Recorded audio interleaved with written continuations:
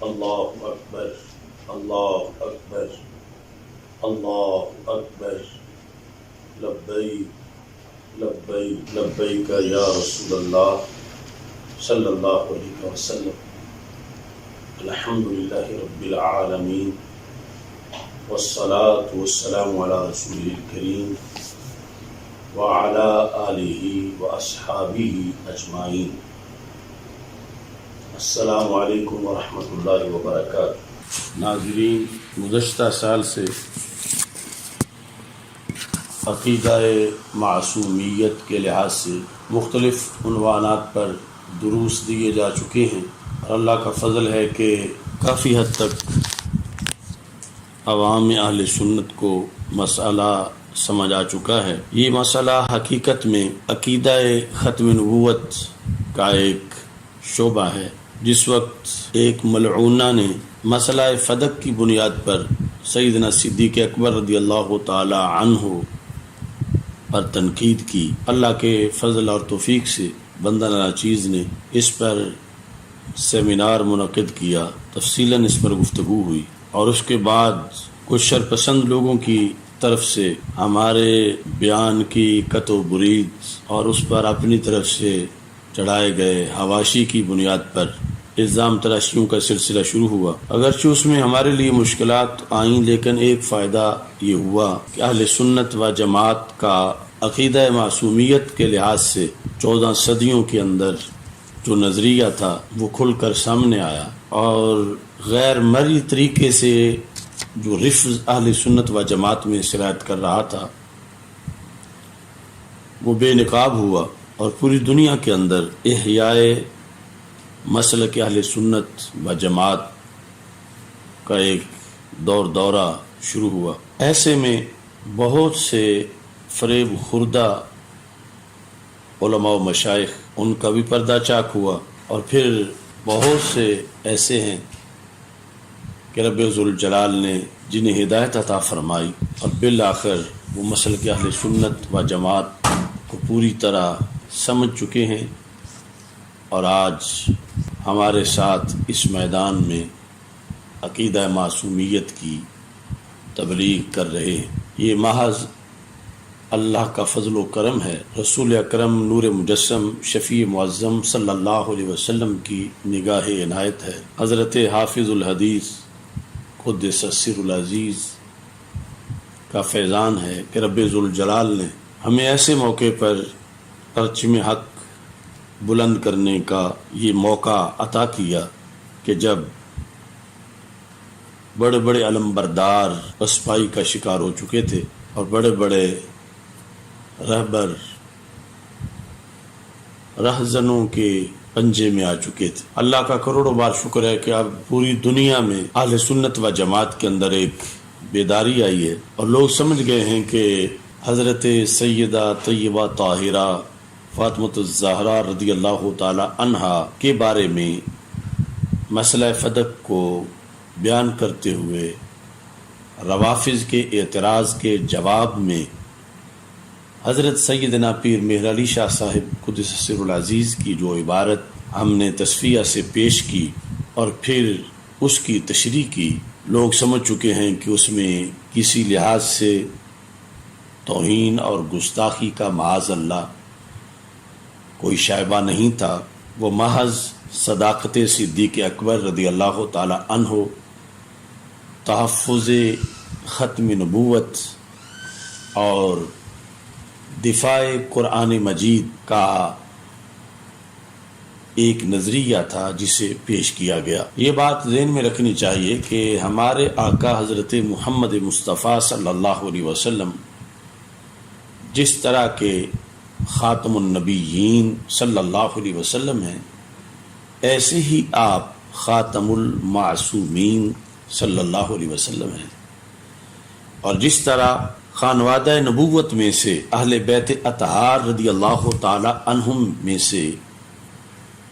کسی فرد کو، جن سب کی بڑی شانیں ہیں، کسی بھی فرد کو اگر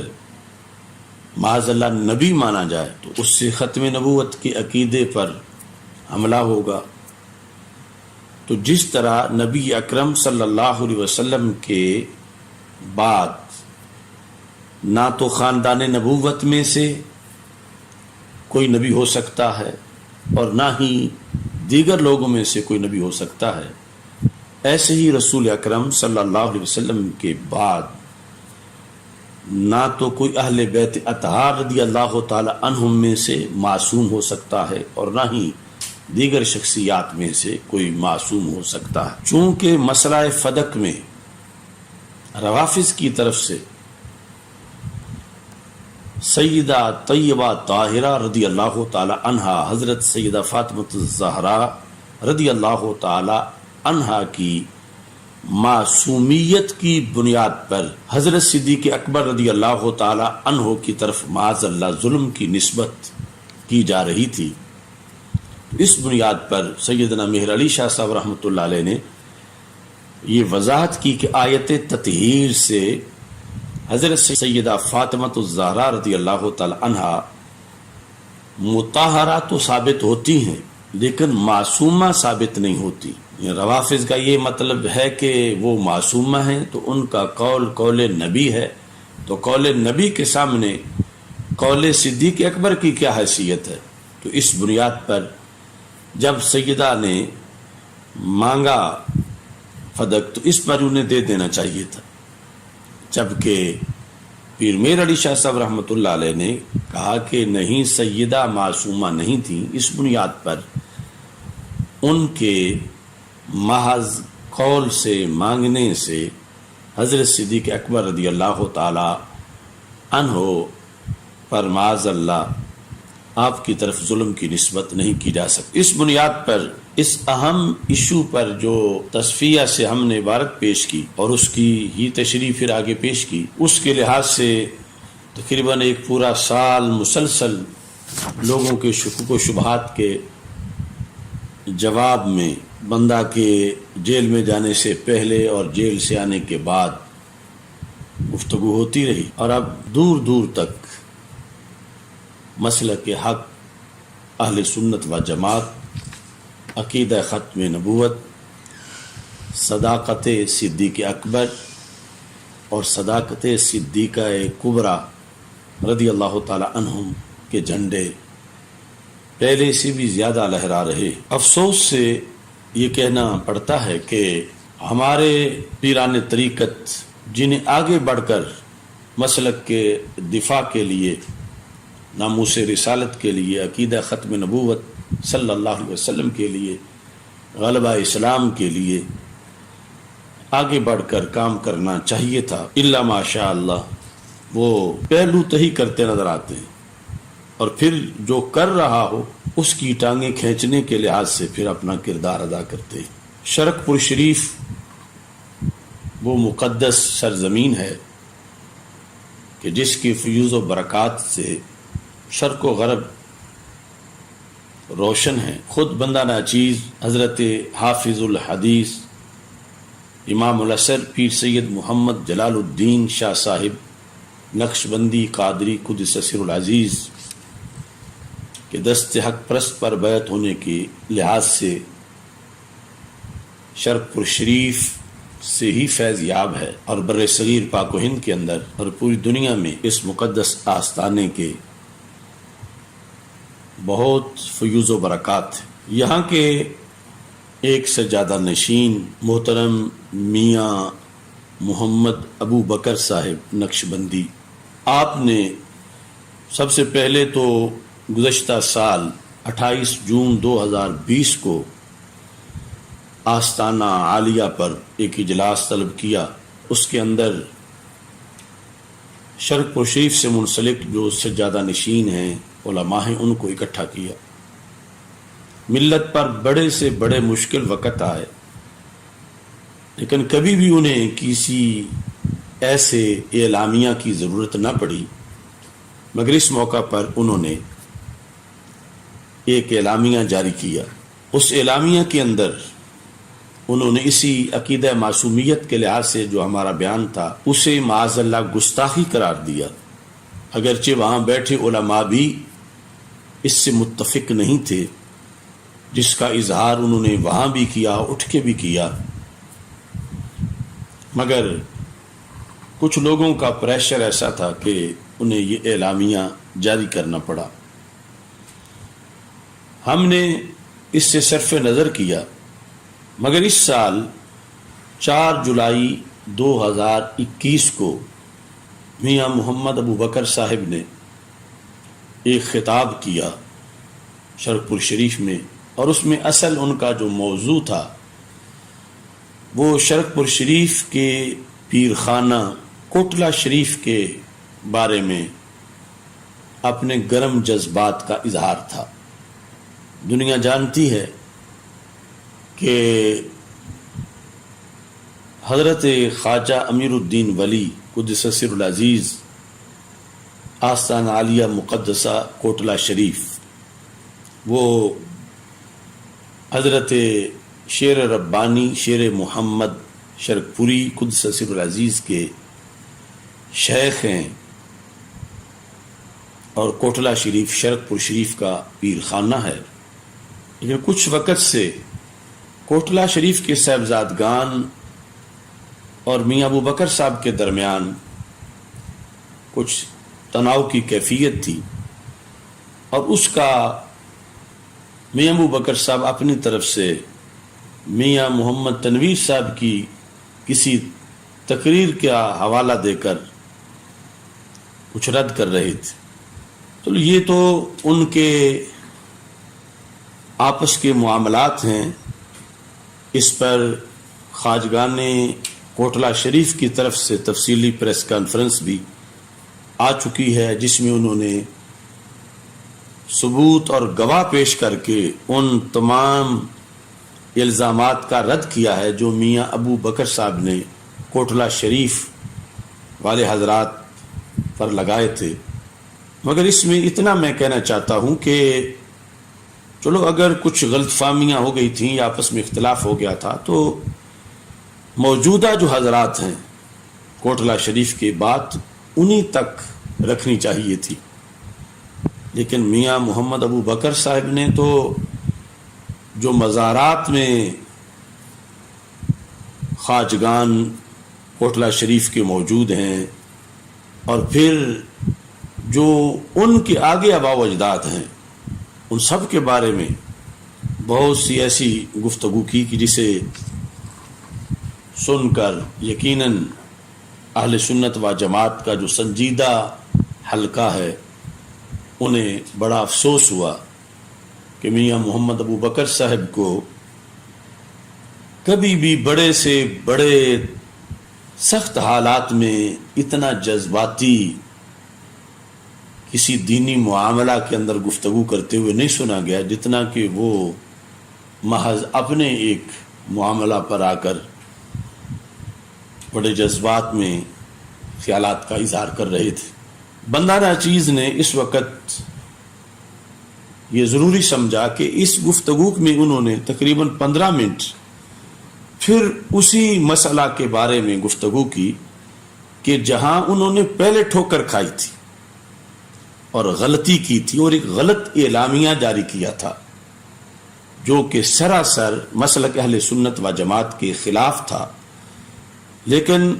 پھر اس گفتگو کے اندر وہ اسی موضوع کو چھیڑ بیٹھے، اگرچہ وہ بار بار یہ کہہ رہے تھے کہ میں عالم نہیں ہوں، لیکن اس موضوع پر اپنی رائے پیش کر رہے تھے کہ جس موضوع پر اس وقت شرق و غرب کے علماء ہماری حمایت میں فتوے دے چکے ہیں اور بڑی بڑی تحقیقی کتابیں اس پر چھپ چکی ہیں، اور جو مخالفین تھے ان کو منہ چھپانے کی جگہ نہیں مل رہی۔ ہمارے پاس بار بار ان کی طرف سے وفود آ چکے ہیں معافی مانگنے کے لیے کہ ہمیں معاف کر دیا جائے یا ہمارا کوئی حل کیا جائے۔ اتنی واضح غلطی کی انہوں نے یا غداری کی مسلک کے ساتھ، اور وہ چوری پکڑی بھی گئی، لیکن اس کے باوجود نہ جانے میاں محمد ابو بکر صاحب آپ کے علم میں یہ بات نہیں تھی کہ وہ پہلے کتنی غلطی کر چکے ہیں اور آستانہ سے متعلق کتنے لوگ ان کے پہلے فیصلے کو مسترد کر چکے تھے. کئی مفتیان کرام انہوں نے اس پر ان کے خلاف کتابیں بھی لکھی، اگرچہ دباؤ میں ان کو وہ شائع نہیں کرنے دی گئی، لیکن جو اہل علم ہیں ان کا تو پہلے بھی موقف اللہ کے فضل سے ہمارے ساتھ تھا. اس گفتگو کے اندر دو باتیں اس مسئلہ کے لحاظ سے انہوں نے کی. ایک یہ کہ آپ نے جب بولا تھا تو اس وقت لفظ خطا بولا تھا، اور پھر بعد میں آپ نے خطا اجتہادی کہا، تو وہ اس پر زور دے رہے تھے کہ خطا کے بعد خطا اجتہادی کی وضاحت یہ قابل قبول نہیں. تو اس پر اگرچہ یعنی بنیادی طور پر تو افسوس کی بات یہ ہے کہ ہماری 35-40 گھنٹے کی گفتگو میں سے آدھی بھی وہ سن لیتے تو وہ اپنے بعض سیاسی خلفاء کے پھسلانے کی وجہ سے نہ پھسلتے، جو ان کے ساتھ اس پہلے اجلاس میں برابر بیٹھے ہوئے تھے. لیکن انہوں نے قرآن و سنت کے دلائل تو سنے نہیں تھے، اور دباؤ میں آ کر وہ ایسی باتیں کر رہے تھے. اب بھی وہ اس پر اڑے ہوئے ہیں کہ ساتھ یہ حوالہ دیتے ہیں کہ حضرت مجدد الفسانی رحمۃ اللہ علیہ کی تعلیمات پہ چلنے والے لوگ ہیں، اور پھر کہ جب بولا خطا گیا تو اس کے بعد پھر خطا اجتہادی کی بعد میں جو وضاحت ہے یہ قابل قبول نہیں. لہذا اس لفظ خطا کو معاذ اللہ گستاخی کہا جائے گا. تو اس سلسلہ میں ایک تو بات یہ ہے جو اس پورے طبقے کے لیے ہے، اور ابھی تک وہ تفصیل سے میں نے نہیں کی، کہ ہم نے اجتہادی کی وضاحت بعد میں ان لوگوں کے لیے کی جو لوگ فریب خوردہ تھے اور انہیں پتہ نہیں چل رہا تھا کہ ہم نے تو گفتگو کے وقت ہی وضاحت کر دی تھی لیکن کا لفظ بولنے کے بعد. اب جنہوں نے لیکن سے بعد سنے ہی نہیں کچھ اور پھسلانے والوں کے پھسلانے پر پھسل گئے، اب اس میں قصور ہمارا تو نہیں. یعنی یہ جو وضاحت ہے اجتہادی کی، یہ ضروری نہیں کہ لفظ اجتہاد سے ہی کی جائے، بلکہ ائمہ نے اس کی وضاحت اس کے مترادف جو اصول ہیں ان کو بیان کر کے بھی اس کی وضاحت کی ہے، اور ہم نے لیکن کے بعد وہی اصول بیان کیا تھا. اور وہ آج بھی اصل عبارت، اصل گفتگو جو شان مولا علی رضی اللہ تعالیٰ عنہ سیمینار کے اندر گفتگو میں تھی اس میں لیکن موجود ہے. تو یہ کیسے عقل مند لوگ ہیں کہ یہ تو بچہ جانتا ہے کہ جب لیکن گفتگو میں آ جائے تو جب تک لیکن کا ما بعد نہ سن لیا جائے ما قبل پر تو کوئی حکم لگا ہی نہیں جا سکتا. جب بھی کلام کے اندر لیکن آتا ہے تو لیکن استدراک کے لیے ہوتا ہے، وہ لائی اس لیے جاتا ہے کہ اس سے پہلے کے کلام کے اندر کوئی سوال یا وہم پیدا ہو سکتا ہے اور لیکن سے اس کا جواب دیا جاتا ہے. تو ان لوگوں کو روافض نے اتنا پھسلایا کہ انہیں لیکن کے بعد جو جملے ہیں وہ سننے کی توفیق بھی نہیں ملی، اور اگر وہ سن لیتے تو اس لیکن کے بعد ہی یہ وضاحت تھی کہ یہ خطا اجتہادی تھی، اور خطا اجتہادی بھی ویسی نہیں تھی جس طرح کہ حضرت امیر معاویہ رضی اللہ تعالی عنہ کی اور حضرت عائشہ صدیقہ رضی اللہ تعالی عنہ کی ویسی نہیں تھی. وہ خطا اگرچہ اجتہادی تھی ان کی اور باعث ثواب تھی، وہ آخر تک باقی رہی. اور سیدہ طیبہ طاہرہ رضی اللہ تعالی عنہا جو یوصیکم اللہ فی اولادکم، اس کم کے اندر جو رسول پاک صلی اللہ علیہ وسلم کو بھی شامل سمجھ رہی تھی اور حقیقت میں وہ شامل نہیں تھے. تو یہاں جو ان کا معاملہ تھا وہ تو میں نے لیکن کے بعد فوراً بتا دیا کہ وہ گھڑی جس میں انہوں نے یہ گفتگو کی اس سے پہلے بھی نہیں تھا مسئلہ، اس کے بعد جب آگے حدیث سنی تو اسی وقت وہ معاملہ ختم ہو گیا، اس کے بعد بھی نہیں تھا. یعنی وہ 1 منٹ جو تھا اور وہ بھی اجتہاد کی شکل میں. اور لیکن اگر کسی نے اس کو بھی پیش نظر نہیں رکھنا اور پہلے عبارت پہ لگانا، پھر تو قرآن کی آیات پہ معاذ اللہ، حدیث پہ کتنے بڑے بڑے فتوے لگ جائیں گے. تو یہ غلطی ہے ان سارے لوگوں کی. میں ابھی میں نے لیکچر سنبھال کے رکھا ہوا، کسی وقت دوں گا، کہ کیسے یہ دور دراز دوائیاں لیتے پھر رہے تھے جبکہ ان کے سرانے کے نیچے پڑیا پڑی ہوئی تھی. اگر کم از کم لیکن کہ لفظ کا معنی ہی سمجھ لیں، یا عربی میں جو لیکن استدراک کے لیے آتا ہے، اور اس کے بعد جو عبارت ہے کہ لیکن جب رسول اکرم صلی اللہ علیہ وسلم کا فرمان سنا تو جن کے جگر کا ٹکڑا تھی ان کے فرمان کے سامنے سر تسلیم خم کر لیا. تو یہ لفظ ہی تو بتاتے ہیں کہ وہ اجتہادی صورتحال تھی. بہرحال اس کے بعد ساتھ یہ کہ اگر اس عبارت میں قائل بیان نہ بھی کرے تو پھر بھی کتنے مقامات ہیں علماء کی کتابوں میں کہ پہلے جب بحث یہ چل رہی ہے تو صرف خطا بول کے اس کے بعد قائل کو حق ہے کہ وہ اس کی تشریح خطا اجتہادی سے کر سکتا ہے. اب اس میں مجدد صاحب کا وہ خصوصی طور پر حوالہ دے رہے تھے، تو یہ مجدد صاحب کے مکتوبات کی جلد نمبر 1 ہے. اس جلد نمبر 1 کے اندر مکتوبات امام ربانی کا حصہ 4 ہے، دفتر اول ہے، اور اس کا صفحہ نمبر 58 ہے. دفتر اول در معرفت صفحہ نمبر 58. یہاں حضرت امیر معاویہ رضی اللہ تعالی عنہ کا جو اجتہادی خطا کا معاملہ ہے اس کو مجدد الفسانی رحمت اللہ علیہ نے بیان کیا ہے.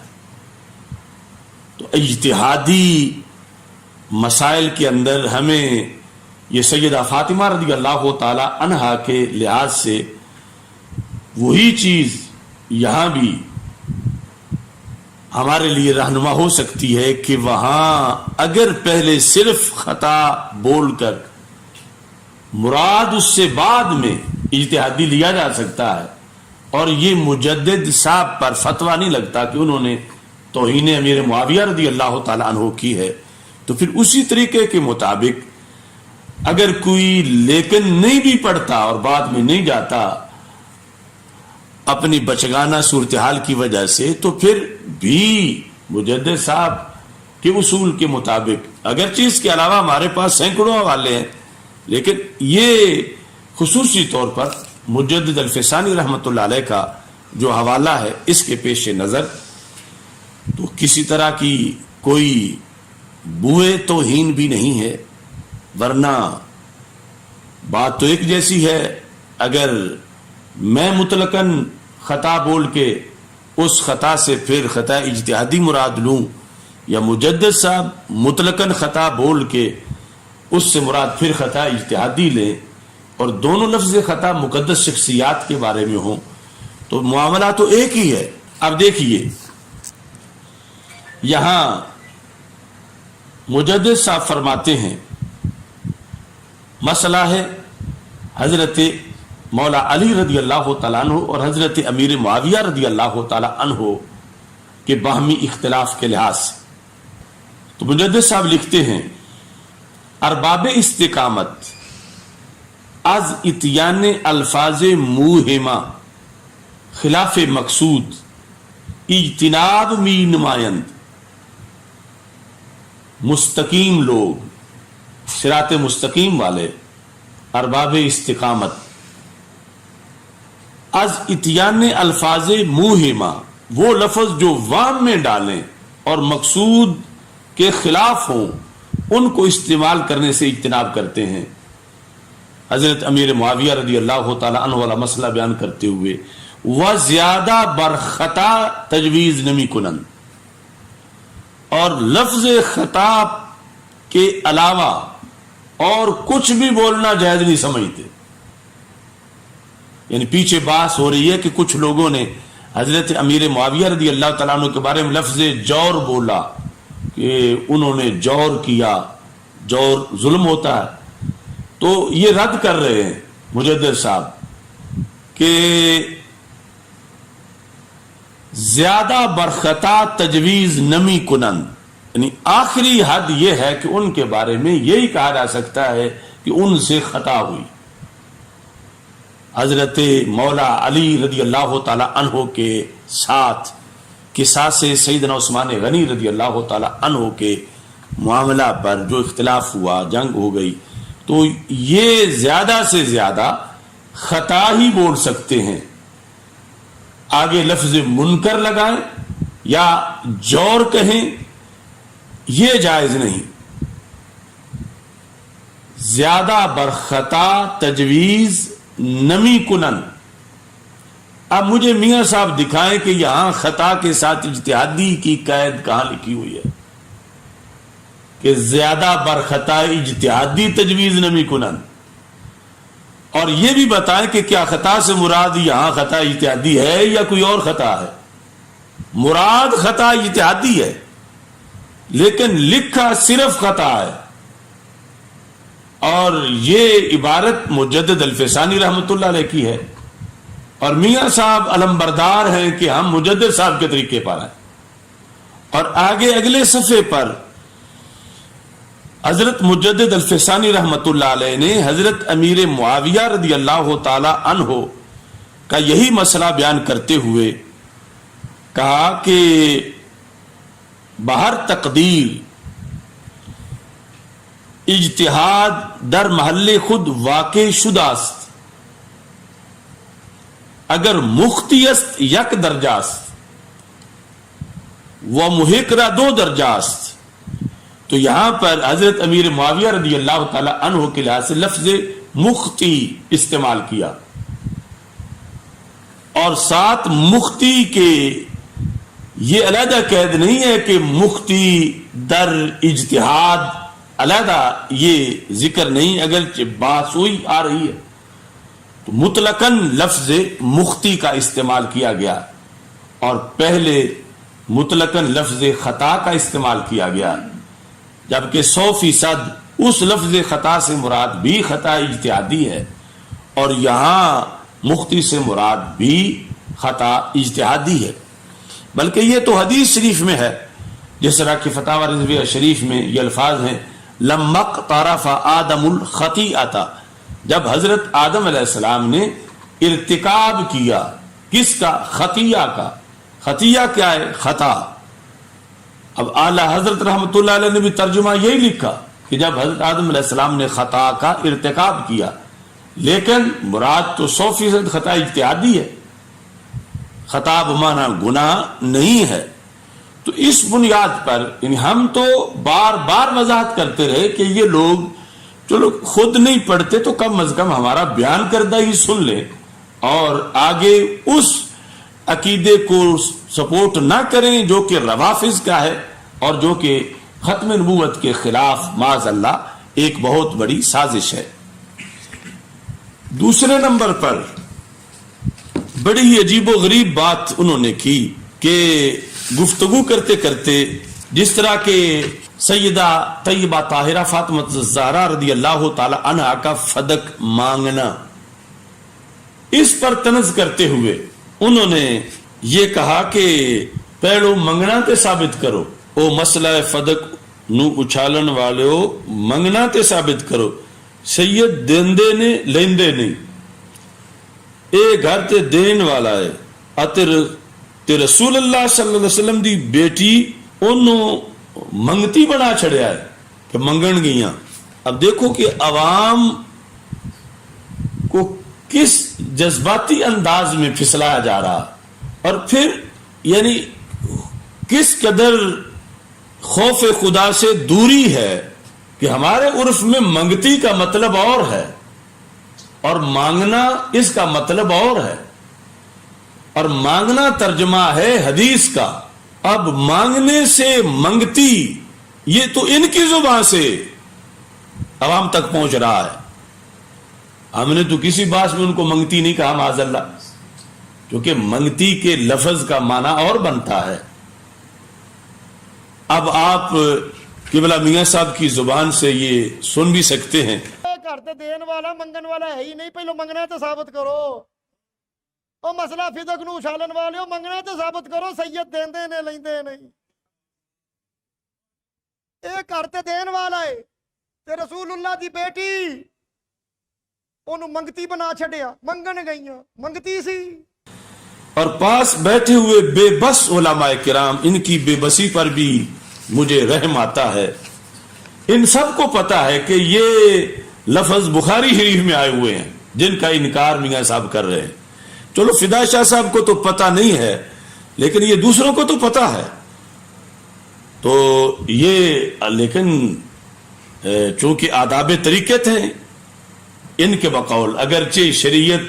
کی دھجیاں اڑ جائیں، انہوں نے اپنی طریقت سنبھال کے رکھنی ہے، اس لیے یہ سارے چپ کر کے بیٹھے ہوئے ہیں۔ اب دیکھو یہ جو میاں صاحب نے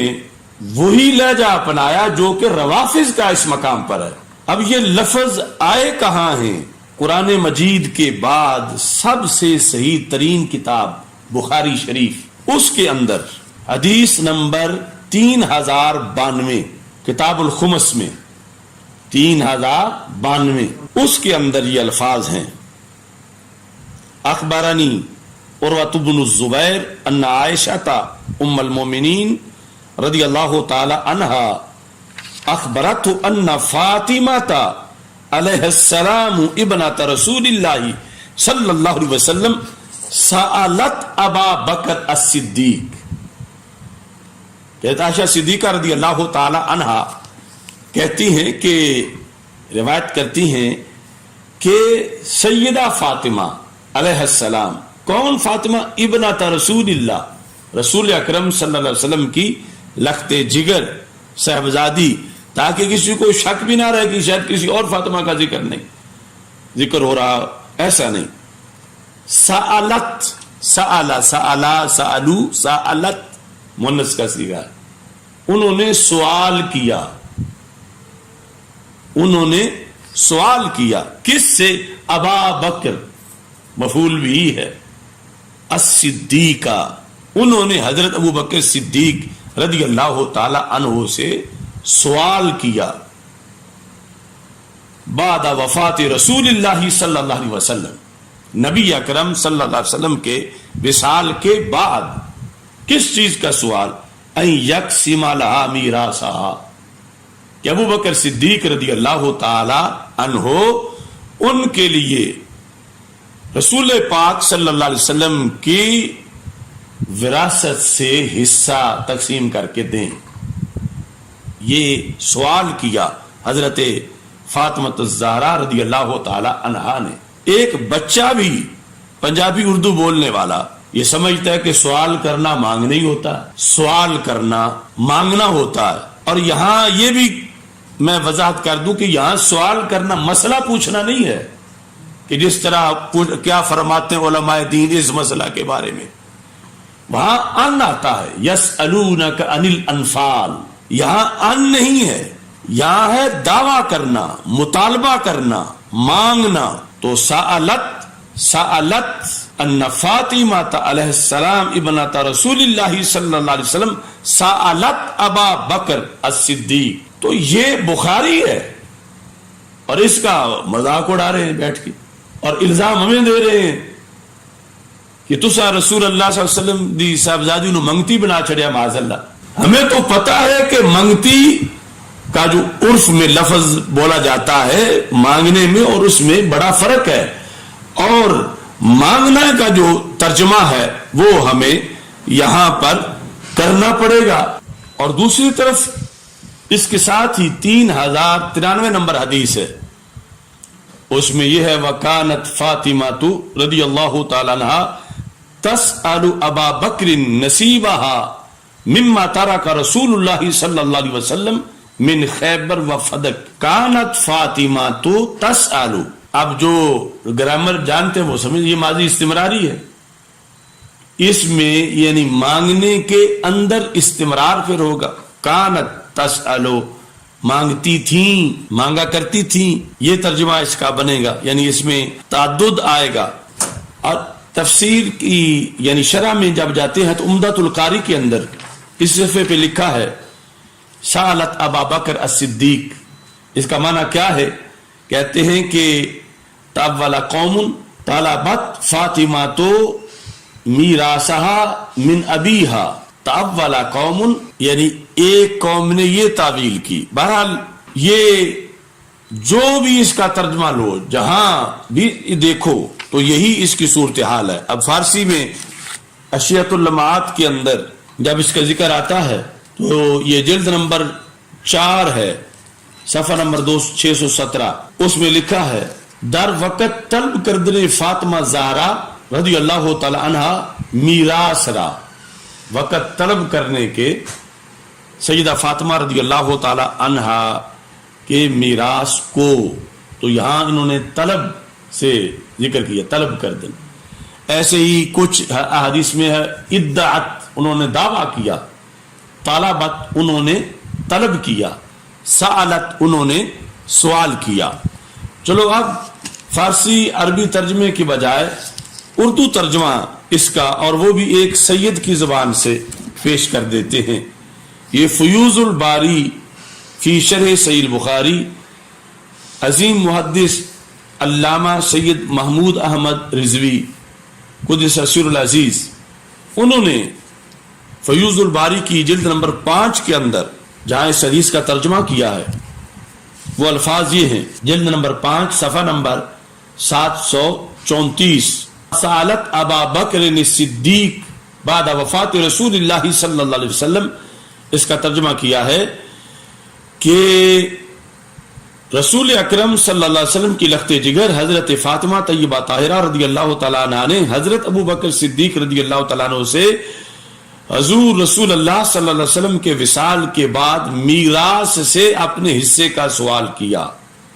جو رسول اللہ صلی اللہ علیہ وسلم نے اس مال سے چھوڑا تھا. یہ ایک سید کا ترجمہ ہے. اگلی حدیث فاطمہ تو تسألو ابا بکر نصیبہا مما ترک رسول اللہ صلی اللہ علیہ وسلم. یہاں لکھا ہے کہ حضرت عائشہ صدیقہ رضی اللہ تعالیٰ عنہ نے کہا کہ حضرت فاطمہ رضی اللہ تعالیٰ عنہ نے نبی کریم صلی اللہ علیہ وسلم کے خیبر اور فدق اور مدینہ کے صدقے کی وراثت کا مطالبہ حضرت صدیق اکبر رضی اللہ تعالیٰ عنہ سے کیا تھا. یہاں مطالبہ کیا تھا. اور یہی سید محمود احمد رضوی صاحب، ان کا اس بارے میں پورا ایک رسالہ ہے باغ فدق کے بارے میں جو انہوں نے لکھا،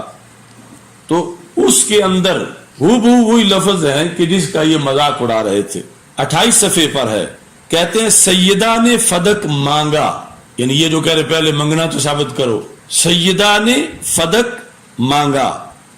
صدیق اکبر رضی اللہ تعالیٰ عنہ نے حدیث سنا دی. حدیث سنانا اور اس پر عمل کرنے کا عہد کرنا، کوئی بھی تو ایسی بات نہ تھی کہ جس پر سیدہ ناراضگی کا اظہار فرماتی. تو یہاں یعنی وہ لفظ کہ ویسے تو سوال کرنا، طلب کرنا، یہ سب ایک ہی چیز ہے، لیکن یہاں انہوں نے وہ لفظ بھی بولا ہے جو مانگنا، جس کے لحاظ سے خصوصی طور پر مطالبہ کیا جا رہا تھا. یہ علیحدہ بات ہے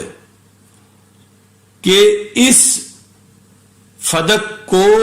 طلب کرنے، دعویٰ کرنے، مطالبہ کرنے، مانگنے میں حضرت سیدہ فاطمہ الزہرا رضی اللہ تعالی عنہا کا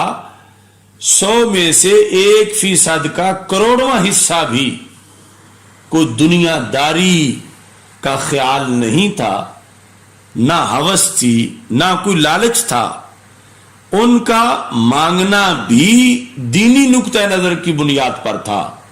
لیکن مانگنا تو بہرحال ثابت ہے. اگرچہ مانگنا جو ہے وہ دنیاوی نقطہ نظر کے لیے نہیں تھا،